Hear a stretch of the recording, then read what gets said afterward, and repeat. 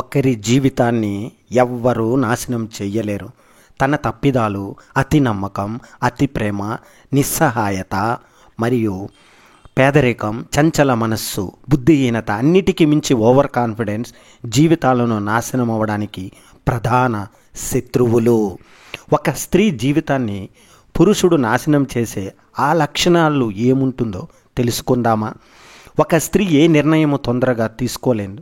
చిన్నప్పుడు తండ్రిపైన పూర్తిగా ఆధారపడి ఇష్టపడి బ్రతుకుతుంది. భయం, ఈ పని చేయవచ్చా, ఈ మాట అనవచ్చా అని ఆలోచిస్తుంది. తల్లి మార్గదర్శకం చాలా అవసరము. తల్లిని అనుసరిస్తుంది. తల్లిదండ్రుల ప్రభావం చిన్నప్పటి నుండి స్త్రీపై ప్రభావం చూపుతుంది. పిల్లల ముందు తల్లిదండ్రులు స్నేహితుల్లా గౌరవంగా ఉండాలి. ఆదర్శంగా, ప్రేమగా, కోపగించుకోకుండా ప్రతిదీ అర్థమయ్యే విధంగా జీవితంలో జరిగే ప్రతి దానిలో లాభాలు నష్టాలు తెలియజేస్తూ పెంచాలి. 2 రకాల మనస్తత్వాలు కలిగిన పిల్లలు ఉంటారు.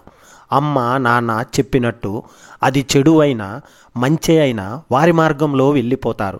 2వ రకం మనస్సు చంపుకుని భయపడి ఇష్టం లేకుండా జీవితాన్ని గడిపేవారు ఉంటారు. పెద్దలు ఓ కంట వారిని కనిపెడుతూ మంచి సూచనలు సలహాలు వారికి ఇవ్వాలి. ఏ కలర్ బట్టలు వేసుకోగలవు, ఏ రంగు గాజులు తొడుక్కోవాలో, జడ కూడా ఎలా వేసుకోవాలో ప్రతిదీ తల్లిదండ్రులు అనుమతితోనే జరిగేలా పెంచుతారు. రేపు పెళ్లి జరిగి స్వతంత్రంగా బ్రతికేటప్పుడు కూడా అమ్మా నాన్నలు సలహాలు అడుగుతారు. అవి మంచివైతే పర్వాలేదు. సంసారాన్ని కూలదోసేవైతే బిడ్డ అమ్మగారింట్లో ఎక్కువ కాలము గడపవలసి వస్తుంది. పరిస్థితులకు అనువుగా తనను తానే చెక్కుకుని శిల్పి స్త్రీ. ఎక్కడ అణిగిమణిగి ఉండాలో, ఎక్కడ అపర కాలిలా మారాలో, ఎక్కడ చిలిపితనం రువ్వాలో, ఎక్కడ చురచుర చూపులు విసరాలో, ఎక్కడ మాట అవసరమో, ఎక్కడ మౌనం సరిపోతుందో, ఎక్కడ కనికరం చూపాలో, ఎక్కడ కఠినంగా ఉండాలో ఎన్నో తెలిసినా ఏమీ తెలియని అమాయకత్వం. ప్రపంచం గర్వించదగ్గ ఎందరినో కన్నా ఆ గర్వం, తనలో ఎప్పుడూ కనిపించని గొప్పతనం కాటుక పెట్టిన కళ్ళతో ప్రపంచాన్ని శాసించగలదు. గాజుల చేతితో తల రాతలు మార్చగలదు. ఒక్క ఆలోచనతో అద్భుతాలు సృష్టించగలదు. అందంతో ఎంతటి వారినైనా కట్టి పడేయగలదు. బాధను పంటి బిగువున దాచుకున్నా, చీర కొంగు అడ్డు పెట్టుకుని కన్నీరు కార్చినా, ఒక్క నవ్వు నవ్వే ఆ గుండె ధైర్యానికి నిబ్బరానికి ఎవ్వరూ లేరు పోటీ, ఎవ్వరూ రాలేరు సాటి. స్త్రీ అంటే సృష్టి స్థితి లయం. తనను తాను తన కోసం వచ్చిన బాధ్యతల కోసం సృష్టించుకోగలదు. దేశ ధర్మాలను పాలించగలదు, నిలబెట్టగలదు. కుటుంబ దేశ నాశనం కోరే అన్యాయ అధర్మ కుచితమైన శక్తిని తుంచివేయగలదు.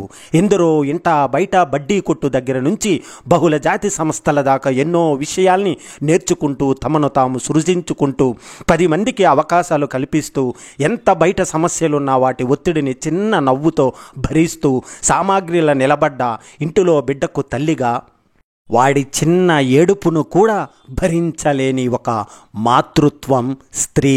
ఎలా ఉంటాడో తెలియని ఒక మనిషి కోసం తన ప్రాణం అడ్డం వేసి మరీ ఒక ప్రాణాన్ని భూమి మీదకు తీసుకొస్తుంది. అందమున్నా లేకున్నా, అంగవైకల్యమున్నా ఏమున్నా లేకున్నా ఆవిడకు ఆ బిడ్డ దేవుడే. అందుకే పరమాత్ముడు కూడా అమ్మ సేవ చేయించుకోవడానికి భూమి మీదకి వస్తాడు. బిడ్డకి మొదట ధైర్యం అమ్మే. ఎలా ఉన్నా సమాజం తనని ఎలా చూస్తున్నా ఆ తల్లి ఒక్కటి ఇచ్చిన ధైర్యం 1000 మోటివేషన్ స్పీచ్లకు సమానం. తల్లిగా, భార్యగా, అక్కగా ఇలా ఎన్నో రకాలుగా స్త్రీ సృష్టి అంతా నిండింది. అలా వారు నిలబడబట్టే వానలు పడుతున్నాయి, అన్నం తింటున్నాం, ఈ సృష్టి నడుస్తుంది. వారు లేకపోతే ఇక్కడ జీవితం రెండూ లేవు. అసలు ఉనికే అనేదే లేదు. బయట నుండి ఇంటిని చూసి ఇల్లాలని చూడమన్నారు పెద్దలు. ఎందుకు? ఇల్లు శుభ్రంగా ఉండి ఇంటి బయట మంచిగా ముగ్గు కల్లాపు వేసి నీట్గా ఉంటే ఆ ఇంట్లో ఇల్లాలు కూడా అంత అద్భుతంగా ఉంటుంది. మంచి సంప్రదాయం కలిగిన మనిషిగా ఉంటుంది అని అనుకోవాలని, తల్లికి ఒక మంచి కూతురుగా, కూతురికి ఒక మంచి తల్లిగా ఉండాలని, మంచి మనవరాలుగా, మనవరాలు మంచి అమ్మమ్మగా, పిల్లలకు మంచి తల్లిగా, కోడలికి మంచి అత్తగా, అత్తగారికి మంచి కోడలుగా, ఇలాగ అనేక పాత్రలు పోషించే మహిళ ఒక అద్భుతమైన స్త్రీమూర్తి అని చెప్పవచ్చు మిత్రమా. ఇంకా పుట్టినప్పటి నుండి చనిపోయే వరకు ఆమె పాత్ర వర్ణింపలేనిది. మన వల్ల కానిది. అదొక అంతులేని కథ, బాధ. ఆమె లేని ఇల్లు కళాకాంతులు లేని ఒక నిర్జీవ గృహం. భర్తకు ఒక మంచి భార్యగా, ఇల్లాలిగా ఇంటిని ఉదయం నుండి తెల్లారే వరకు చక్కగా తీర్చిదిద్దుకుని తన సంతానాన్ని అద్భుతంగా తీర్చిదిద్దే మహిళామూర్తి ఆ స్త్రీ. ఆమెను ఎంత పొగిడినా చాలా తక్కువే కాదంటారా? ఒక్క నిమిషం కాసేపు నీ ప్రక్కన నన్ను కూర్చోనివ్వవు? పనులు తర్వాత చేసుకుంటాను. నీ ముఖాన్ని ఒక్క మాటైనా చూడకపోతే నా హృదయానికి శాంతి స్థిమితము ఉండవు. నాకు ఎంత చిన్న పని అయినా ఈదరాని మహాసముద్రంలా కనిపిస్తుంది. సజీవ స్పర్శ ఎల్లప్పుడూ నా శరీరంపై ఉంటుందని తెలిసి నా దేహాన్ని దేవాలయంలా పరిశుద్ధంగా ఉంచుకోవడానికి ప్రయత్నిస్తాను. అసత్యాన్ని మనసులో అడుగు పెట్టనివ్వక అల్లంత దూరంలో ఉంచుతాను. నా మనోమందిరంలో హేతు జ్యోతిని వెలిగించిన సత్యానివి నీవే. పరమ పావనమైన నీ గానవాహిని రాళ్లను రప్పలను ఛేదించుకుని పరుగులు తీస్తూ ప్రవహించిపోతుంది. నీ గానంలో శృతి కలపాలని నా హృదయం అర్రులు చాస్తుంది. కానీ ఎంత పెగిల్చుకున్నా గొంతులో నుంచి వెలువడదు. మాట బయటకు వచ్చినా మాట పాటగా మారదు. ఏం చెయ్యాలో తోచక వెర్రిగా ఏడుస్తాను. ప్రభు, నీవు నన్ను నీ గానాల వలలో బందీని చేశావు సుమా. ఒకరోజు ఒకరు నాకెంతో ఆప్యాయంగా ఇచ్చిన మల్లె మొగ్గని వదల్లేక జేబీలో వేసుకుని మరిచిపోయాను. సాయంత్రాన కాలువగట్టు దగ్గర నుంచి మల్లెపువ్వు వాసన వేసి చుట్టూ వెతికాను తోటలో. చివరికి నా జేబులో గుర్తుపట్టి చూస్తే పెద్దగా విచ్చుకొని నా వేళ్లను పలకరించింది. నా జేబులో మరిచిన నా మల్లె మొగ్గ కళ్ళు వెంబడి నీళ్లు తిరిగాయి. తన పట్ల ఎంతో నిర్దయంగా వ్యవహరించినా ఏమీ నొచ్చుకోక విచ్చుకొని పరిమళాలు వెదజల్లింది. ఆ చిన్న పువ్వు ముందు నేనేమి గొప్ప? ఏదో బతుకుతూ ఉండడం తప్ప ఒక్కటి కావాలని కానీ ఒకదాని నుంచి తప్పించుకుందామని కానీ గట్టిగా ప్రయత్నించడం చాలామంది మనుష్యులకు వింత. రోజూ చేసే పనులే అట్లా తిరిగి తిరిగి చేస్తూ ఉండడం, ఏదైనా కష్టం వస్తే ఏడవడం, ఏమీ పట్టకుండా మనుష్యుల సంగతి పరిస్థితుల సంగతి అర్థం లేకుండా మాట్లాడడం, ఇదేగా జీవితం. ఓడిపోయేవారు ఒక్కసారి ఓడిపోతారు. గెలిచేవారు 99 సార్లు ఓడిపోతారు. 100 సార్లు ప్రయత్నిస్తారు. కాబట్టి అంతా తనదే అన్నది మమకారం, అంతా తానే అన్నది అహంకారము. ఏళ్ల తరబడి ఎన్నో తట్టుకుని నిలబడ్డ ఒక మర్రి చెట్టును ఒకరోజు ఉదయం దారుణంగా నరికి చంపేశారు. తన భుజాలపై పుట్టి పెరిగిన పక్షులు ఏడ్చుకుంటూ ఎగిరెళ్ళిపోయాయి. తన ఊడలపై ఆడిన ఉడతలు తళ్ళడిల్లిపోయాయి. 100 ఏళ్ల జీవితం ఓ గడ్డలు పెట్టుకు నేల కొరుగుతుంటే నోరైన మెదపక ఎదురైనా చెప్పక మౌనంగా రోదిస్తూ కుప్ప కూలిపోయింది. కటిక చీకటి పండు వెన్నెలతో రమిస్తుంది. కొలను ఒడ్డున కూర్చొని చూస్తున్నాను నేను. కలువ పువ్వొకటి దొంగ చాటుగా విచ్చుకుంటుంది. అలికిడి లేకుండా ఈదులాడుతుంది రాజహంసల గుంపు. గాలికి అలలుగా కదిలిన కొలను నీరు తలతల మెరుస్తోంది. కుతూహలంగా చేపపిల్లలు పైకి వచ్చి చూస్తున్నాయి. ఒడ్డున ఉన్న రావి చెట్టుపై గువ్వల జంట గుసగసలాడుతుంది. తెల్లని కుందేళ్లు పచ్చగడ్డిలో ఆడుకుంటున్నాయి. కొలను ఒడ్డున కూర్చొని చూస్తున్నాను నేను. ఈ అందమైన రాత్రిలో నిన్ను కలుసుకోవాలని ఎదురు చూస్తున్నాను. పొద్దు గూకుతున్నట్టు నిద్రపోతుంటాది. జాము గడిసినట్టు మెసులుతుంటాది. కళ్ళు తెరిచేసరికి నే కళ్ళ ముందుంటే పొద్దు పొడిచినట్టు సిగ్గుపడతాది. తానొంకనే చూస్తూనే మురిసిపోతుంటా. చాలింక పొమ్మని మారాము చేస్తుంది. కల్లోకి నేనొచ్చి ఎటేటో చేశానని మెల్లంగా నన్ను గిచ్చి గారాలు చేస్తుంది. ఇద్దరొక్కటైపోయి ముద్దులాడేవేళ మగిల్లిన కళ్ళతో నాలోకి చూస్తుంది. నీకు తెలుసా, నాకు నువ్వంటే ఎంత ఇష్టమో. దానిని నీకు చూపాలని ఉంది, కానీ దానికి రూపం లేదు. దాన్ని నీకు చెప్పాలని ఉంది, కానీ నా దగ్గర మాటలు లేవు. ఆ ఇష్టం రోజు రోజుకు పెరుగుతుంది. అది పెరిగి పెరిగి ఎలా అయ్యిందో తెలుసా? నీ మాట వినిపించకపోయినా, నీ రూపు కనిపించకపోయినా నా గుండె ఆగిపోతుంది. ఏమో అన్నంత పెరిగిపోయింది. మరి ఆ గుండెకు ఏమి కాకుండా నువ్వే కాపాడుకోవాలి. ఎందుకంటే అక్కడ ఉంటుంది, తర్వాత ఉండబోయేది కూడా నువ్వే కాబట్టి. నా జీవితంలో నీవు రాకముందు ఎవరూ లేకపోయినా బ్రతికేస్తూ ఉన్నా. నీవు నా జీవితంలోకి వచ్చిన క్షణం నుండి నిన్ను తలవకుండా, నీ మాట వినకుండా క్షణం గడపటం లేదు. నీ దూరం ఊహలలోనైనా ఊహించలేకున్నా నీ ప్రేమ నాకు ఎక్కువ రోజులు అవసరం లేదు. నా ఊపిరి ఉన్నంత వరకు ఉంటే చాలు అనుకుని జీవిస్తున్నా. నన్ను ఒంటరిని చెయ్యకు బంగారు. నీ ప్రేమకు దూరమై నేను బ్రతకలేను. ప్రేమంటే పొందడము లేక పోగొట్టుకోవడమో కాదు. కష్టకాలంలో ఓదార్చేవో జ్ఞాపకాల పలకరింపు. నీడ నడవని నిశీధలో కూడా తోడు వీడని బంధం. కాలం వదలని కాటి ప్రయాణంలో కూడా నిన్ను వదలలేని అనుబంధం ప్రేమ. మీ మధ్య ముద్దులాటకు మాత్రమే పనికొచ్చే ఒక రకమైన ప్రేమ నిన్ను నువ్వు కోరుకున్న యుద్ధంలో గెలుస్తుందా లేదా ఓడిస్తుందా నువ్వే తేల్చుకో. పడి పాన్పుపై ఆడే ఆటలో పై చేయి ఎవరిది అనేది కాదు. జీవితం పడి లేచే కెరటంలా మారినప్పుడు పలకరింపు ఎవరిది అనేది ముఖ్యం. ప్రేమంటే పలకరింపు. మన అనుకుంటే పలకరించు. తన కష్టాల్లో ఉంటే బయటపడేందుకు సహకరించు. పలకరిస్తూ పంచుకోవడమే ప్రేమ. నీ జతలో గడిపే ప్రతి క్షణం జ్ఞాపకం కాదు, ఈ జన్మకు అందిన వరం. మరో జన్మకు మళ్ళీ మిగిల్చుకుంటున్న నీతో రుణం. అది తీర్చడానికైనా మనం మళ్ళీ పుట్టాలని, మళ్ళీ మనం కలవాలి. మనకంటూ కొన్ని జ్ఞాపకాలు మనదైన మనలో. దేవుడు చాలా గొప్పవాడు. ఎందుకంటే ఒక కన్నుకు మరో కన్ను తోడు ఇచ్చాడు. ఒక తాలోక మరో కాళ్ళు తోడుగా ఇచ్చాడు. ఒక చెయ్యికి మరో చెయ్యిని తోడుగా ఇచ్చాడు. బట్ గుండెను ఒకటే ఇచ్చాడు. ఎందుకో తెలుసా? ఆ గుండెకు తోడుగా రెండో జతను వెతుక్కోమని. ఒక ముసలావిడ వాళ్ళ ఆయనతో రోజు కాఫీ డబ్బా మూత తీయిస్తుండటం చూసినా పక్కింట్లోని కొత్తగా పెళ్ళైన ఓ అమ్మాయి ఉండబట్టలేక అడిగింది, బామ్మ, మీరు రోజు తాతగారితో ఇలా కాఫీ మూత ఎందుకు తీయిస్తున్నారు? మీరే తీసుకోవచ్చు కదా అని.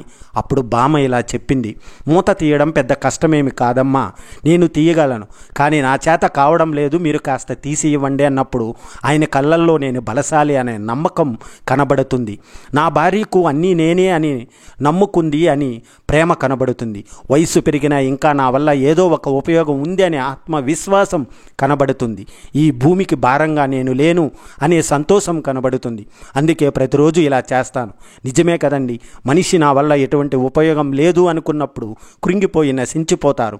అలా కాకుండా ఇలాంటి చిన్న చిన్న విషయాల వల్ల వారిని ఉన్నంత వరకు సంతోషంగా ఉండవచ్చు కదా. వ్యక్తిగతంగా ఎదగడానికి 12 సూత్రాలు. ఏదైనా తప్పుగా అనిపిస్తే అది చేయవద్దు. ఏమి చెప్పాలనుకున్నా సూటిగా చెప్పేయండి. అందరికీ నవ్వులు పెంచాలి, కానీ ఎదుటివారికి చులకన అయ్యే వరకు కాదు. మీలో ఉన్న నైపుణ్యాన్ని పూర్తిగా నమ్మండి. మీ గురించి మీరు తక్కువ చేసుకుని మాట్లాడవద్దు. మీకు అలా ఏదైనా అనిపిస్తే లేదు కాదు అని చెప్పేందుకు మొహమాట పడవద్దు. అవును అని చెప్పేందుకు భయపడవద్దు. మీపై మీరు నమ్మకంతో ఉండాలి. మీ చేతిలో లేని దాన్ని అలా వదిలేయండి. నిరాశవాదులకు, డ్రామాలకు దూరంగా ఉండండి. అందరినీ మనస్సుతో స్వీకరించండి, ప్రేమించండి. పెళ్ళైన తర్వాత అత్తారింటికి వచ్చిన ప్రతి అమ్మాయికి భర్త చెప్పే మొదట మాట, మా అమ్మంటే చాలా ఇష్టం, ఏ కష్టం రాకుండా మీ అమ్మలా చూసుకోవాలి అని చెప్తాడు. చెప్పాలి కూడా, అది ధర్మం. కానీ అదే భర్త తన దగ్గరికి వెళ్ళి నన్ను నమ్మి సర్వస్వము అనుకుని జీవితాంతం నాతో ఉండటానికి వచ్చింది, సొంత కూతురిలా చూసుకో అమ్మా అని చెప్పే కొడుకులు ఎంతమంది? అది చెప్పినా వాళ్ళు ఇది కూడా చెప్పాలి కదా. భార్య కానీ ఇంట్లోకి వచ్చిన ఒక ఆడపిల్లని భర్తగా నువ్వు మొదట గౌరవించి ప్రేమిస్తేనే మీ ఇంట్లో వాళ్ళు కూడా ఆ గౌరవ మర్యాదలను, ప్రేమని ఆమెకు పంచగలరు. నిన్ను నమ్ముకొని వచ్చిన ఆడపిల్లకు నువ్వే విలువ ఇవ్వకపోతే ఇంకొకరు ఎలా విలువ ఇవ్వగలరు? అన్యోన్యతకు సూత్రాలు 5. ఎదుటివారు చెప్పేది ఎలాంటిదైనా సరే ముందు ఒకరి అభిప్రాయాలకు మరొకరి విలువ ఇవ్వడం నేర్చుకోవాలి. ఆ తర్వాత నిదానంగానే సొంత అభిప్రాయం వ్యక్తం చేయాలి తప్ప ఎదుటివాడిది తప్పని సూటిగా చెప్పేయకూడదు. మనకంటూ కొన్ని ఇష్టాలు ఉంటాయి. భాగస్వామికి ఇదే వర్తిస్తుంది. ఈ విషయంలో ఇద్దరి మధ్య కలతలు రాకుండా ఉండాలంటే మన సొంత ఇష్టాలనే భాగస్వామి అనుసరించాలని కోరుకోకూడదు. మనకి ఇబ్బంది కానంత వరకు అవతల వారి ఇష్టాలు, సరదాలను చూసి చూడనట్లు వదిలేయాలి. కార్యాలయంలో ఏదైనా సమస్య ఎదురైతే పట్టించుకోనట్టు ఉంటాం, కొట్టిపారేస్తాం. ఇదే ధోరణి ఇంట్లోనే అనుసరించాలి. భాగస్వామి వల్ల ఎదురయ్యే చిన్న చిన్న సమస్యలను పట్టించుకోనట్లు వదిలేస్తే మనస్పర్ధలు వచ్చే అవకాశమే ఉండదు. ఒకవేళ తప్పు మీ నుంచి జరిగితే నిరభ్యంతరంగా సారీ చెప్పి చూడండి. ఎదుటి వాళ్ళు మిమ్మల్ని అనుసరిస్తారు. మనం తేలిగ్గా తీసుకుంటాం, కానీ భాగస్వామికి అప్పుడప్పుడు చిన్న చిన్న బహుమతులు ఇవ్వడం అవసరమే. ఎంత పనిలో ఉన్నా సరే హాయ్ అంటూ ఓ మెసేజ్, క్షేమం తెలుసుకోవడం వంటివన్నీ ఎదుటివారికి మీరు చూపించే ప్రేమను తెలియజేస్తాయి. ఏ చిన్న గొడవ వచ్చినా గతాన్ని తవ్వేస్తుంటారు కొందరు. ఆ పని చేయకండి. సమస్యను మాత్రమే చర్చించుకొని పరిష్కారం ఆలోచించుకోవాలి. పాత విషయాలు ప్రస్తావించుకోవడం వల్ల పెరుగుతుంది తప్ప అది ఎట్టి పరిస్థితుల్లోనూ తగ్గదు. మనిషి యవ్వనంలో డబ్బు కోసం ఆరోగ్యాన్ని పోగొట్టుకుంటాడు. వృద్ధాప్యంలో ఆరోగ్యం కోసం డబ్బును పోగొట్టుకుంటాడు. ఆరోగ్యం ఆస్తి కన్నా మిన్న. ఆరోగ్యం లేని ఆస్తి సున్నా. ఆరోగ్యం విషయంలో స్వార్థంగా ఉండండి, ఆస్తి విషయంలో నిస్వార్థంగా ఉండండి. అప్పుడు అందరూ మీ మెప్పు పొందుతారు. వ్యాయామం చేయడానికి సమయం లేదనేవారు భవిష్యత్తులో జబ్బులకు సమయం కేటాయించవలసి వస్తుంది. జిహ్వను ఆధీనంలో ఉంచుకునేవాడే యోగి. జిహ్వను అనుసరించేవాడు భోగి. జిహ్వకు బానిసైన వాడు రోగి. డబ్బు సంపాదించవచ్చు, నిద్ర సంపాదించలేము. పుస్తకాన్ని కొనవచ్చు, జ్ఞానాన్ని కొనలేము. మందులను కొనవచ్చు, ఆరోగ్యాన్ని కొనలేము. పగను సంపాదించవచ్చు, స్నేహాన్ని కొనలేము. ఆయుధాన్ని కొనవచ్చు, ధైర్యాన్ని కొనలేము. కంటి అర్థాన్ని కొనవచ్చు, కంటి చూపును మాత్రము కొనలేము. గుర్తుపెట్టుకో మిత్రమా, భోగాలకు ఖర్చు చేసి రోగాలను తెచ్చుకోకు. మంచి పనులు ఖర్చు చేసి పుణ్యాన్ని పెంచుకో. ఆ పుణ్యం ఏమీ రాతను నిర్ణయించుననే తెలుసుకో. ధనంతో పరువుని కొనవచ్చు, కానీ నిద్రను కాదు. ధనంతో విలాస వస్తువులు కొనవచ్చు, కానీ సంతోషాన్ని కాదు. ధనంతో దేవాలయాన్ని కొనవచ్చు, కానీ భగవంతుణ్ణి కాదు. దాచిపెట్టి ఏం చేస్తావు? జేబు అయినా ఉండదు. ఆ శవం మీద గుడ్డకు ప్రపంచానికి తాను చేసిన మేలే మానవునికి నిజమైన సంపద. ఎంత సంపాదించావు అన్నది ముఖ్యం కాదు, ఎన్ని మంచి పనులు చేసేవాడిని ముఖ్యం. ఇతరులకు కష్టం కలిగించడం ఎంత పాపమో, ఇంకొకరి కష్టం తీర్చడం అంత పుణ్యం. భోజమహారాజు ఒకనాడు తన ఆస్థాన పండితులతో మోక్షానికి పోగలిగేవాడు ఎవడు అని ప్రశ్నించాడట. మహాక్రతువులు చేస్తే మోక్షానికి పోవచ్చునని కొందరు, జ్ఞానం పొందితే పోవచ్చునని కొందరు, భక్తితో పోవచ్చునని కొందరు, సత్సంగతో పోవచ్చునని కొందరు, ఇలా రకరకాలుగా ఒక్కొక్కరు ఒక్కో విధంగా చెప్పసాగారు. అదే ఆస్థానంలో ఉన్న మహాకవి కాళిదాసు లేచి నేను పోతే పోవచ్చు అని అన్నాడు. అప్పుడు ఆ మాట తక్కిన వారికి కోపం తెప్పించింది. మాకు లేనిది ఏమిటి, కాళిదాసుకు ఉన్నది ఏమిటి? అతను ఒక్కడే మోక్షానికి పోతానంటాడేంటి? ఏంటి మదనపడ్డాడు? ఇతడేనా మోక్షానికి పోయేవాడు అంటూ ఆక్షేపణలు కూడా మొదలయ్యాయి. భోజుడు కాళిదాసు వంక ప్రశ్నార్థకంగా చూశాడు. కాళిదాసు లేచి, మహాప్రభు, నేను అనే అహంకారం పోతే ఎవడైనా సరే మోక్షానికి పోవచ్చు అన్నాను. అంతేగాని నేను పోతానంటే చెప్పడం నా ఉద్దేశం కాదు అని వివరించాడు రాజుకి. భగవంతుడు ప్రసాదించిన అమూల్యమైన వరం మానవ జీవితం. ప్రపంచం సుఖం అనేది ఓ రంగుల కళ, అదే జీవితం అని భ్రమిస్తున్నాం. మన మాంసం అయ్యే జీవితం వెనుక ఆత్మ యొక్క మహా జీవితం ఉన్నదని గ్రహించాలి. దేహానికి కాకుండా దేవునికి బానిస కావాలి. వికారాలైన అరిషడ్వర్గాలకు లొంగక మనస్సు నిగ్రహించి మనల్ని మనం పరిశీలించుకుంటూ జీవనం గడపాలి. శాంతి, పవిత్రత, ఆనందం, తృప్తి ఇవే సంపదలని గ్రహిస్తే మనిషి జన్మకు ముక్తి లభిస్తుంది. మహాభారత కథలో అత్యున్నతమైన పాత్ర భీష్మ పితామహునిది. కురువంశ పెద్దగా తన ధర్మాన్ని దాటలేక తప్పక కౌరవ పక్షాన నిలిచి చివరికి అంపశయ్యపై అసువులు బాసినవాడు భీష్ముడు. ఆయన గంగా శంతునల పుత్రుడు. అసలు పేరు దేవవ్రతుడు. సవతి తల్లి అయిన సత్యవతికి ఇచ్చిన మాట కోసం జీవితాంతం బ్రహ్మచారిగా ఉంటానని భీషణ ప్రతిజ్ఞ చేసి భీష్ముడు అయ్యాడు. రాచరికాన్ని తుచ్చంగా వదిలివేసి పాండవులందరినీ ఒంటి చేత్తో సంహరించగల అజేయమైన శక్తిమంతుడు భీష్ముడు. కృష్ణుడు అంతటి వాడు తమ పక్షాన ఉన్న భీష్ముని జయించే శక్తి లేక అమ్మను అడ్డు పెట్టుకుని ఆయనను అంపశయ్య పాలు చేశారు. పాండవుల యుద్ధంలో రథ సారథ్యం తప్ప ఆయుధాలు చేపట్టనాన్ని ప్రతినబూనిన శ్రీకృష్ణుడు భీష్ముని ప్రతాపాన్ని తాళలేక ఉగ్రుడై రథచక్రాన్ని ఎత్తి భీష్ముని పైకి వచ్చాడు. తాను కోరినప్పుడే తనకు చావు రావాలన్న వరం పొందిన భీష్ముడు నిండు సభలో ద్రౌపదికి అవమానం జరుగుతున్నా తాను నోరు విప్పనందుకు గాను శిక్షగా 58 రోజులు అంపశయ్యపైనే ఉన్నాడు. సానుకూలంగా వింటే ధ్వని సంగీతం అవుతుంది, కదలికలో నాట్యమవుతాయి, చిరునవ్వు ఆహ్లాదకరమైన నవ్వు అవుతుంది, మనస్సు ధ్యాన స్థితిలోకి మారుతుంది. మూలన పడేస్తే వ్యర్థుడు, ముంగిట్లో కూర్చోబెడితే ఇంటిని కాచే ఈశ్వరుడు, బతుకు బాటలో గతుకుల్ని ముందుగా హెచ్చరించి కాపాడే సిద్ధుడు. వృద్ధులు సారథులు అయితే యువకులు విజయాలు అవుతారు. అనుభవాలు గనులు ఆపాత బంగారాలు వదిలేస్తే వృద్ధుడు మంచానికి బద్ధుడు. చేయూతనిస్తే ప్రతి వృద్ధుడు ఓ బుద్ధుడు. నిర్లక్ష్యంగా చూస్తే కేవలం 3 కాళ్ళ ముసలివాడు. తగిన గుర్తింపునిస్తే విజయాన్నిచ్చే త్రివిక్రముడు. నాటి బాలుడే నేటి వృద్ధుడు. తనను పట్టించుకోకుండా నువ్వు పచ్చగా ఉండాలని తప్పించే ఉదాత్తుడు. పలకరిస్తే చాలు చాలు పాల కడలిలా పొంగే పసివాడు, పైన చూస్తే జుట్టు తెల్లబడిన ఫలిత కేశాలు వాడు.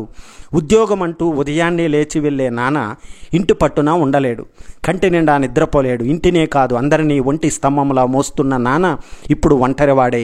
సంపాదనంతా కుటుంబానికి వెచ్చించి మిగిలింది దాచి పిల్లల్ని మెరుగు పెట్టడం కోసం, పదును పెట్టడం కోసం, ఆంక్షల్ని శిక్షల్ని రచించి తాను శత్రువై కుటుంబ సౌఖ్యం కోసం ఇంట బయట నిరంతర పోరాటం చేసే నిస్వార్థ యోధుడు నాన్న.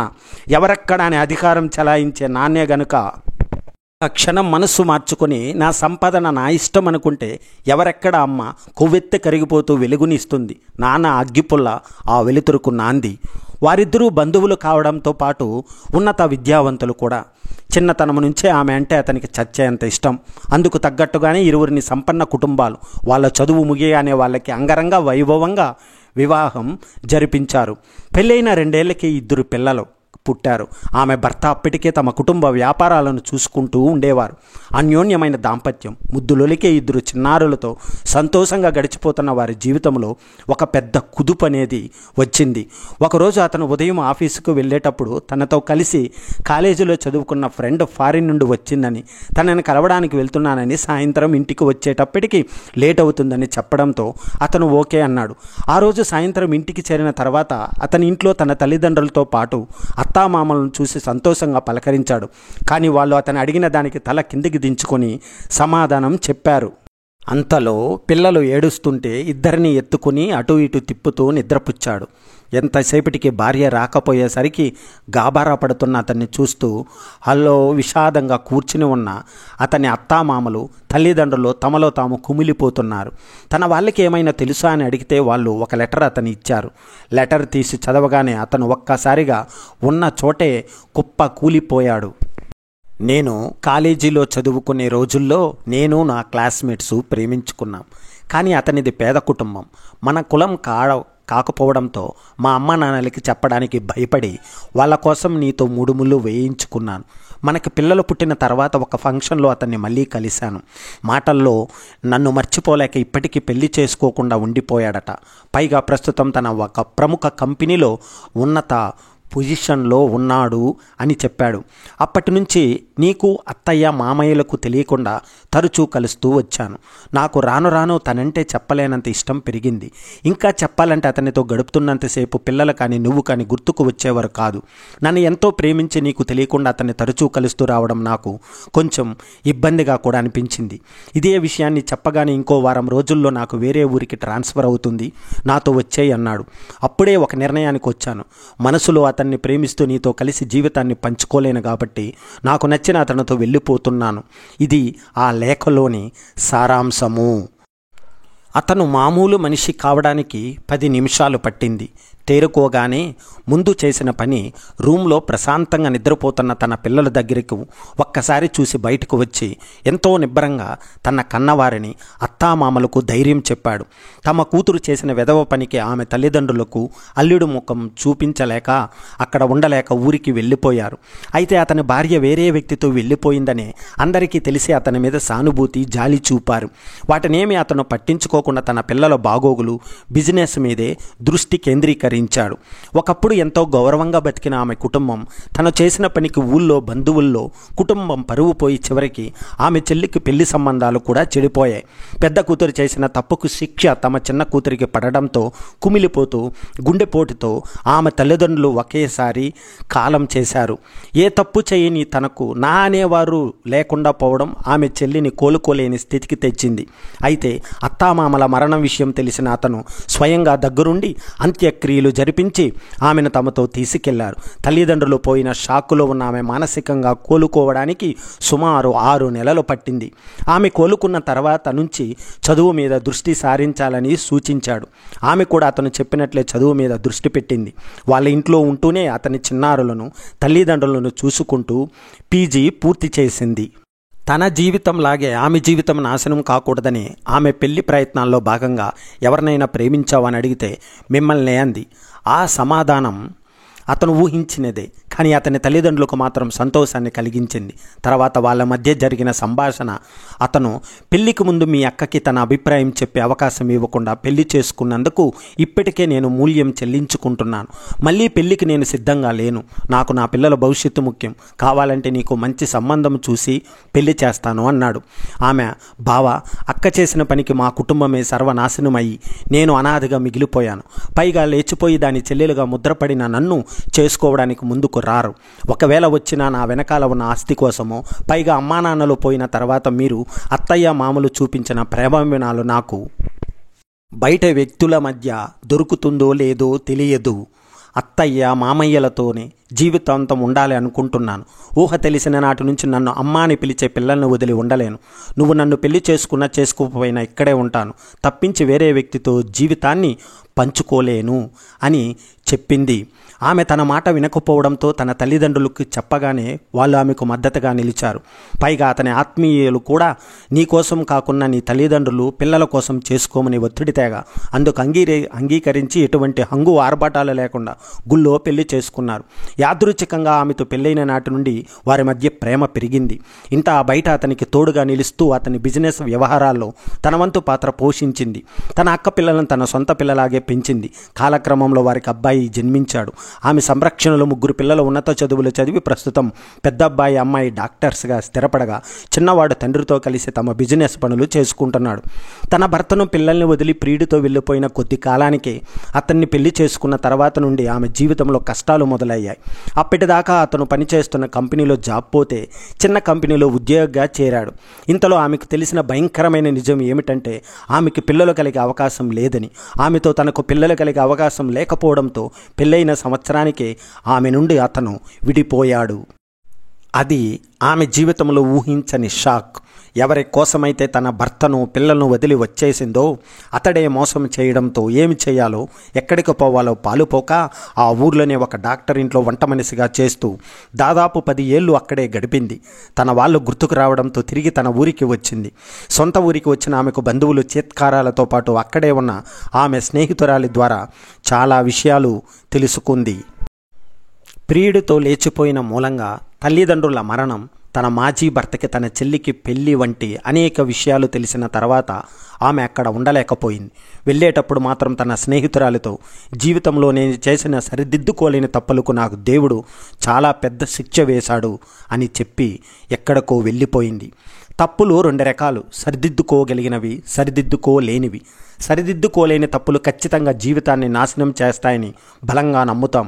సరిదిద్దుకోలేని తప్పులు ఉదాహరణకు కాల సంబంధమైనవి, శీల సంబంధమైనవి. కాల సంబంధమైనవి ఒక విద్యార్థి జీవితం 20 లేక 25 ఏళ్ల వరకు చదివి మంచి మార్కులతో వృత్తి జీవితం ఆరంభించాలి. అలా కాకుండా వయసు యొక్క మార్పులు, స్నేహితుల ప్రోద్బల్యంతో చదవకుండా ఏ నైపుణ్యాలు లేకుండా వృత్తి జీవితం మొదలు పెడితే ఇంకా మిగిలిన కాలం అంతా వృత్తిపరమైన అసంతృప్తులతో రాజీ పడాల్సి వస్తుంది. చెడు అలవాట్లు, మంచి ఆహార నియమాలు పాటిస్తూ చక్కటి వ్యాయామాలు చేస్తూ ఉంటే ఆరోగ్యకరమైన జీవితం ఉంటుంది.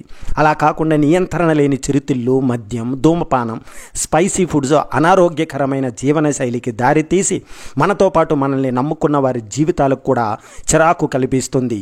శీలబంధమైనవి వివేకానందులు వారు చెప్పినట్లు, if money loss something loss, if character loss everything loss. ఎక్కడ ధర్మం పాటించకపోయినా శీల సంబంధ విషయాలలో మాత్రం పాటించాల్సిందే. లేదంటే జీవితం సవ్యంగా సాగిపోయినా తెలిసిన అపరాధ భావంతో కుంగిపోతారు. ఎప్పుడైనా అవకాశం వస్తే పొరపాటును కూడా వదులుకోవద్దు. ఎందుకంటే ఒకసారి ఒక సమయంలో వచ్చిన అవకాశం మళ్ళీ రాదు. కాళ్ళ దాకా వచ్చిన అవకాశం కాశీకి పోయినా రాదు. నువ్వు కాశీలో నివసిస్తే తప్ప. తెలిసి కానీ తెలియక కానీ లంపటాల్లో ఇరుక్కోకూడదు. ఇక్కడ లంపటాలు అంటే మన స్థాయి ఏమిటో మనకు తెలుసు, కానీ మనం గొప్పలకు పోతాం. దానివల్ల లేనిపోని లంపటాలు చుట్టుకుంటాయి. మనల్ని మనం తక్కువ అంచనా వేసుకోకూడదు. సృష్టిలో జీవరాశులన్నిటిలో గొప్ప జంతువు మనిషి. కాబట్టి ఇంకో జంతువుతో పోల్చుకోకూడదు. పోల్చుకుంటే ఆత్మ న్యూన్యత చుట్టుకుంటుంది. వయసు 10 ఏళ్ళ లేక 10 పదుల అన్నది అనవసరం. ఏ వయసుకు ఆ వయసే అసెట్ అంటే నువ్వు సాధించాలనుకున్నది గజం దూరంలోనే ఉన్నది. నువ్వు చూడట్లేదు.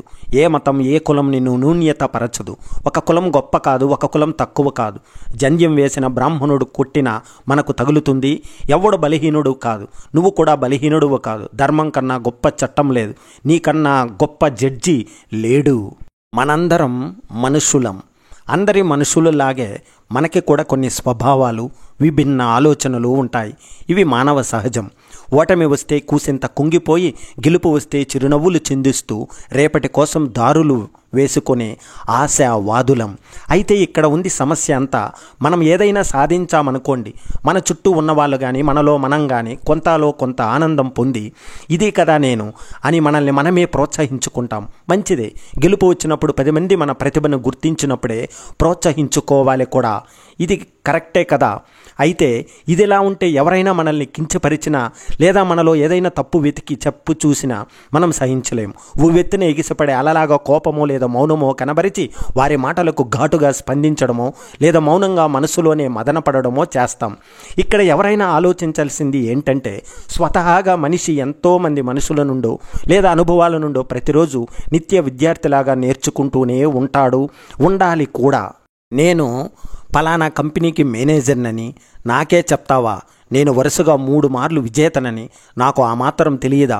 నేను డిగ్రీ చదువుకున్నాను, నాకు నువ్వా చెప్పేది? లాంటి భావనలు కొంతమేరకే జీవితాన్ని నాశనం చేస్తాయి అనడంలో ఎటువంటి సందేహం లేదు. గెలుపు వచ్చినప్పుడు పొంగిపోకుండా, బాధ వచ్చినప్పుడు కుంగిపోకుండా ఉన్నవాడే అసలైన మనిషి. చాలామంది వ్యక్తులు ఈ క్రింది చర్యలను చేస్తూ తమ జీవితాలను నాశనం చేసుకుంటారు.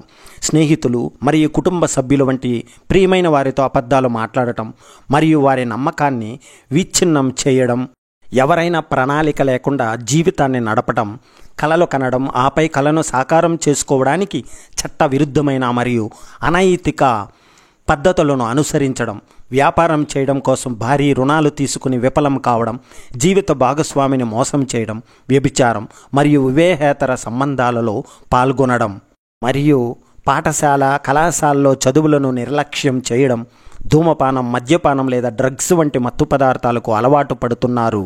మరియు నిన్ను ప్రేమించని వ్యక్తిని ప్రేమించడం, సోషల్ మీడియా ప్లాట్ఫామ్లలో ఎక్కువ సమయం గడపటం, లక్ష్యం లేకుండా సర్ఫింగ్ చేయడం, వారి చదువులు మరియు పనిపై తక్కువ శ్రద్ధ చూపడం, వృత్తిపరమైన బాధ్యతలను విస్మరించడం లేదా పని కోసం కుటుంబాన్ని నిర్లక్ష్యం చేయడం ద్వారా, కుటుంబంతో ఎక్కువ సమయం గడపడం ద్వారా పని జీవిత సమతుల్యతను కొనసాగించడంలో విఫలమవడం, మీ ప్రియమైన వారితో మతం మరియు రాజకీయాలకు సంబంధించిన చర్చలలో పాల్గొనడం మరియు వారిని మీ విశ్వాసాలకు మార్చడానికి ప్రయత్నించడం, మరియు మతం, రాజకీయ భావజాలం, ఆచార వ్యవహారాలపై గుడ్డి విశ్వాసం కారణంగా విమర్శనాత్మక ఆలోచనను అభివృద్ధి చేయడంలో వైఫల్యం చెందడం, ఇతరుల అభిప్రాయాలు, భావాలు మరియు నిర్మాణాత్మక విమర్శల గురించి పట్టించుకోకపోవడం మరియు సమయానికి తగిన దిద్దుబాటు చర్యలు తీసుకోకపోవడం, త్వరగా డబ్బు సంపాదించడానికి నేర కార్యకలాపాలలో పాల్గొనడం, ఇవన్నీ చెడు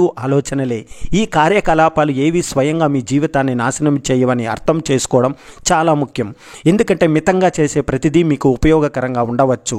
కొద్దిపాటి విషం ఔషధంలా పనిచేసి తీవ్రమైన అనారోగ్యాన్ని నయం చేస్తుంది. మనం దేనినైనా సరియైన మార్గంలో ఉపయోగించడంలో విఫలమైనప్పుడే అది చెడుగా మారుతుంది.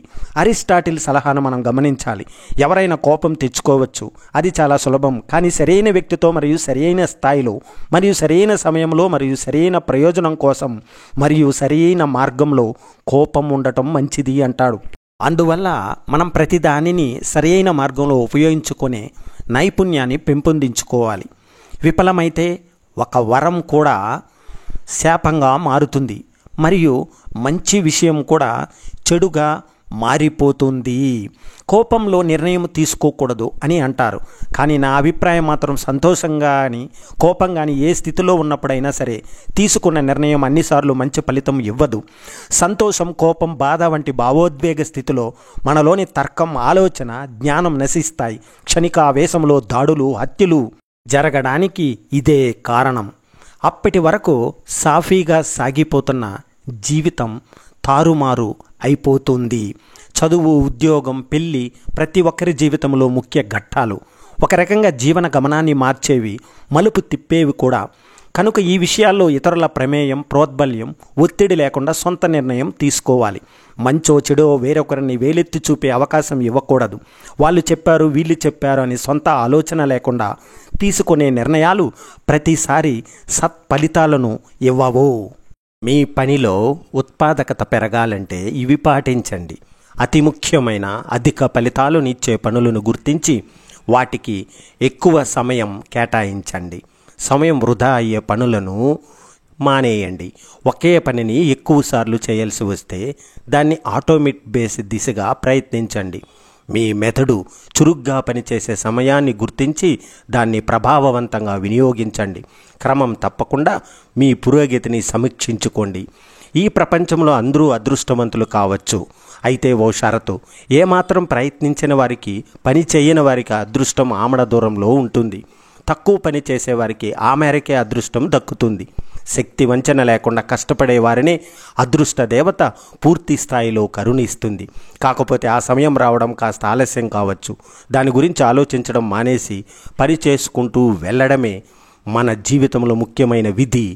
ఎవరైనా మీ పట్ల అసహ్యం, ద్వేషం ప్రదర్శిస్తున్నప్పుడు మీరు కూడా వారిని అసహ్యించుకుంటే మీ ఇద్దరికీ తేడా ఉండదు.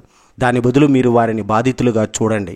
వారి మానసిక అనారోగ్యం కారణంగానే వారు అలా ప్రవర్తిస్తున్నట్లు భావించండి. అప్పుడు మీకు వారిపై కోపానికి బదులు సానుభూతి కలుగుతుంది. దీంతో మీరు వారితో వ్యవహరించే తీరు సున్నితంగా మారి పరిస్థితిని చల్లబరుస్తుంది. మీ పిల్లలకు కోరిన వస్తువులు కొనిపెట్టడం కాదు, వారికి నచ్చినట్టుగా మిమ్మల్ని మీరు మార్చుకోవడం ముఖ్యం. తండ్రి తమతో ఎక్కువసేపు గడపాలని పిల్లలు కోరుకుంటారు. అందుకే మీరు సాధ్యమైనంత ఎక్కువగా సమయాన్ని పిల్లల కోసం కేటాయించడంతో పాటు ఓపిగ్గా వారితో సంభాషించడానికి, ఆటలాడటానికి ప్రయత్నించండి. మీరు ఉత్తమ తండ్రిగా మారడమే పిల్లలకిచ్చే విలువైన కానుక. నేనెప్పుడు ఆనందంగా ఉంటాను అనే మాట మానేసి ప్రస్తుతాన్ని ఆస్వాదించడం నేర్చుకోండి. అప్పుడే మీలో నిజమైన ఆనందం మొదలవుతుంది. కారు, సొంత ఇల్లు, పదోన్నతి లాంటి కోరికలతోనో వస్తువులతోనో మీ సంతోషాన్ని ముడిపెట్టద్దు. ఆనందం అనేది ఓ మానసిక స్థితి అని, దాన్ని పొందడానికి ప్రత్యేకించి ప్రయత్నించాలి. జీవితంలో చాలామంది విఫలమవుతున్నది తెలివితేటలు, నైపుణ్యాలు, జ్ఞానం లేక కాదు. నిజానికి ఆ 3 అర్హతలు ఉన్నవారు కోకొల్లలుగా ఉన్నారు. కానీ భయాలు, అభద్రతా భావాలను ఎదుర్కొని ముందడుగు వేసే ధైర్యం లేకనే చాలామంది ఓడిపోతున్నారు. జీవితం అనే క్రీడలో ఛాంపియన్గా నిలవాలంటే సామర్థ్యాలే కాదు, వాటిని మించిన స్థాయిలో ఆత్మవిశ్వాసం ఉండాల్సిందే. ఉదయాన్నే రన్నింగ్ చేయాలని కొత్త బూట్లు కొనడం, ఫిట్నెస్ కోసం జిమ్లో సభ్యత్వం తీసుకోవడం, కొత్త మోజులో 2-3 రోజులు వ్యాయామాలు చేసి ఆ తర్వాత క్రమంగా వాటిని వదిలేయడం, ఇది చాలామంది తీరు. కోరికలకు సంకల్పం తోడైతేనే వాటిని సాధించగలం. అది లేనప్పుడు సాకులు వెతుక్కుంటాం. ఫిట్నెస్కు కావాల్సింది కూడా బూట్లు, జిమ్ము కాదు, సంకల్పమే. ఓటమి భయం లేకుండా వినూత్న ఆలోచనలు ప్రోత్సహించడం, బృంద సభ్యుల పురోగతికి అనువైన వాతావరణాన్ని ఏర్పరచడం, తప్పులను నేర్చుకోవడానికి అవకాశమున్న సందర్భాలుగా మార్చడం, అవసరమైన సమయాల్లో బృంద సభ్యుల పక్షాన నిలవడం, వారి ప్రతి విజయానికి అభినందించి గుర్తింపునివ్వడం, స్పష్టమైన కొలవదగ్గ లక్ష్యాలను నిర్దేశించడం, తన వ్యక్తిత్వంతో రోల్ మోడల్గా నిలవడం, ఈ లక్షణాలున్న సారథిని బృంద సభ్యులు ఇష్టపడతారు.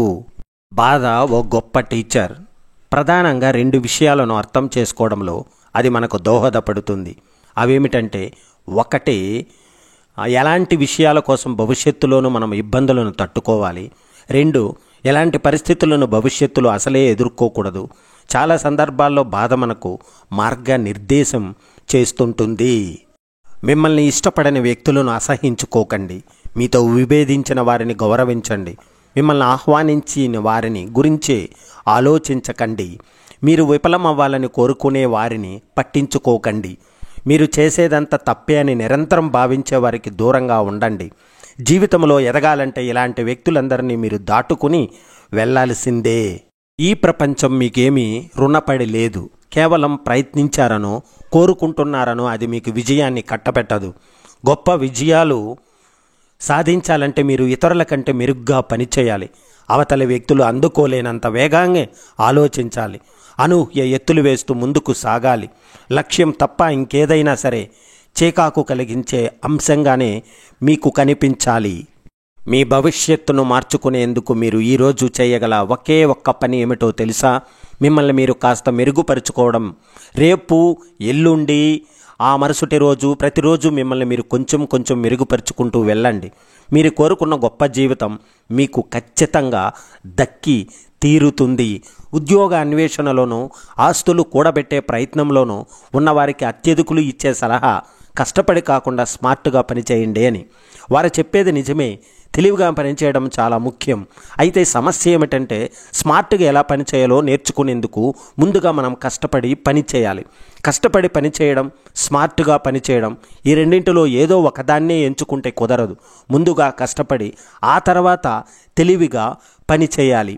కెరీర్ ప్రారంభంలో ఇతర బాధ్యతలేవీ లేనప్పుడు బాగా కష్టపడి పనిచేయండి.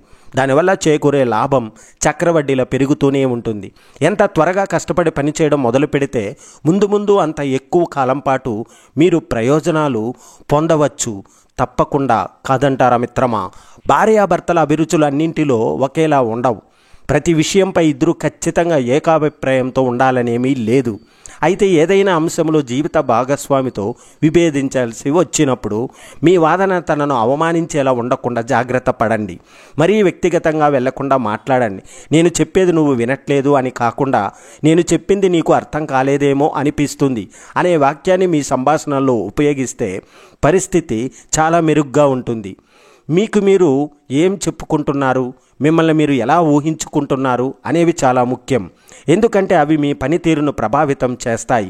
ఆ పని చేయగల సమర్థత నాకు లేదు అని మీరు భావిస్తే అది నిజమేనని రుజువు చేసే ఆధారాలను మీ మెదడు ప్రతి చోట వెతికి చూపుతుంటుంది. నేను చేయగలను అని బలంగా నమ్మితే అందుకు ప్రతి చోట సాక్ష్యాలను చూపిస్తుంది. కాబట్టి ఎప్పుడు మీ మెదడులోకి సానుకూల అంశాలనే పంపండి. మీ పట్ల చెడుగా ప్రవర్తించకుండా ఇతరులను మీరు నియంత్రించలేకపోవచ్చు, కానీ వారి దుష్ప్రవర్తనను ఏ స్థాయి వరకు భరించాలనేది మీరు నిర్ణయించుకోవచ్చు. మీ ప్రశాంతతకు మీరు ప్రాధాన్యం ఇవ్వండి. మిమ్మల్ని అవమానించే వారికి దూరంగా జరగండి. మీ విలువ అవతల వ్యక్తుల చర్చలతో ముడిపడి లేదని గుర్తించండి. కష్టమైన పనులన్నీ విలువైనవేమీ కావు. వాటి మధ్య అంతరం గుర్తించకుండా గందరగోళానికి గురవ్వకండి. జీవితంలో చాలా విషయాలు కష్టంగా అనిపిస్తాయి. అయితే వాటి కోసం మీరు తీవ్రంగా శ్రమిస్తున్నంత మాత్రాన గొప్ప ఫలితాలు సాధించే దిశగా అడుగులు వేస్తున్నామని భ్రమపడకండి. నీ జీవితం బాగుండాలంటే 2 పనుల వయసులోనే ఈ 6 విషయాలు అర్థం చేసుకోండి. సమయమే అన్నింటికీ విలువైన ఆస్తి. డబ్బు కంటే బంధాలు గొప్పవి. వైఫల్యం అనేది కేవలం ఫీడ్బ్యాక్ లాంటిది. ప్రతిభపై నిలకడేది పైచెయ్యి. ఆరోగ్యం మనకున్న సంపద. ఆనందం అనేది మనం ఎంచుకోవాల్సిన విషయం. జీవితంలో బాగా ఎదుగుతున్నప్పుడు ఒక విషయం బాగా గుర్తుపెట్టుకోండి. మీకు మరింత ఉన్నత శిఖరాలను అధిరోహించాలంటే ఇతరులను కిందకు తోసేయాల్సిన అవసరం లేదు. ఇతరులు మీ పట్ల ఎలా ప్రవర్తించాలని మీరు కోరుకుంటున్నారో మీరు వారి విషయంలో అలాగే ప్రవర్తించండి. తప్పక విజయం అనేది సాధిస్తారు. భయం ఒక నిశ్శబ్ద శత్రువు. వైఫల్య భయం మీరు పనిని ప్రారంభించకుండా అడ్డుకుంటుంది. మార్పు భయం మీ ఎదుగుదలను ఆపుతుంది. గెలుపు అనంతరం పరిణామాలపై ఉండే భయం మీపై మీ విశ్వాసాన్ని దెబ్బతీస్తుంది. మీలోని భయాలను చంపేయండి, లేకపోతే అవి మీ సామర్థ్యాలను కూడా చంపేస్తాయి. మీ ఆరోగ్యమే మీకు అత్యంత విలువైన ఆస్తి. దాని విషయంలో ముందస్తు క్రియాశీలతతో వ్యవహరించండి. ఆరోగ్యకర జీవన శైలిని అనుసరించేందుకు జబ్బు పడేదాకా వేచి చూడకండి. ఆరోగ్యం బాగుంటే మీ పనితీరు, ఆలోచన విధానం కూడా బాగుంటాయి. జీవితంలో గొప్ప విజయాలు సాధించాలంటే ఆరోగ్య పరిరక్షణ కూడా ముఖ్యం. కొత్త విషయాలను అలవాటు చేసుకోవడంలో చాలామంది విఫలమవుతుండటానికి ప్రధాన కారణం ఏమిటో తెలుసా? ఆదిలోనే మరీ ఎక్కువగా ప్రయత్నించి భారం పెంచుకోవడం. అలా జరగకుండా ఉండాలంటే కొత్త అలవాట్లను కాస్త మెల్లిగా ప్రారంభించండి. రోజుకు 20 పేజీలు చదవడం కఠినంగా అనిపిస్తే ఒక్కో పేజీ చదువుతూ ఉండండి. రోజుకు 259 పదాలు రాయడం భారంగా అనిపిస్తే 25 పదాలతో ప్రారంభించండి. సమయం లేదనో కష్టతరంగా ఉన్నాయనో పక్కన పెట్టేయకండి. ఈ ప్రపంచంలో చాలామందికి తామేం చేయాలో తెలుసు, కానీ కార్యరంగంలోకి దూకడానికి భయపడుతుంటారు. ప్రతి పనిని వాయిదా వేస్తూ తమపై భారం పెంచుకుంటుంటారు. చేయాల్సిన పనుల జాబితాను పెంచుకుంటూ వెళ్ళకండి. దాని నుంచి ఒక్కో దాన్ని తొలగించడం వెంటనే ప్రారంభించండి. యోధుడిలా జీవించడం అంటే సమాజంలోని ప్రతి ఒక్కరికంటే మెరుగ్గా ఉండటమేమీ కాదు. నిన్నటి మీతో పోలిస్తే నేటి మీరు కాస్తైన మెరుగ్గై ఉండాలి. ప్రతిరోజు ఆ మెరుగుదల కనిపించాలి. అలా ఉంటే మీరు యోధుడిలా జీవిస్తున్నట్టే లెక్క. మీకు వాస్తవ పోటీదారు మీరు మాత్రమేనని గుర్తించండి. ప్రేరణ మనలో నిత్యం ఉండదు. అది కొన్ని సందర్భాల్లో మాత్రమే మనలో ఉత్తేజితం నింపి కార్మియోన్ముఖులని చేస్తుంది. కానీ క్రమశిక్షణ ఎల్లప్పుడూ మనలోనే ఉంటుంది. దాన్ని నమ్ముకుంటే ఎలాంటి రోజైనా కఠినమైన పనులను పూర్తి చేయగలమని మనం గుర్తుంచుకోవాలి. థ్యాంక్ యూ వెరీ మచ్ అండి. ఇంతవరకు విన్నందుకు జై హింద్, వందే మాతరం.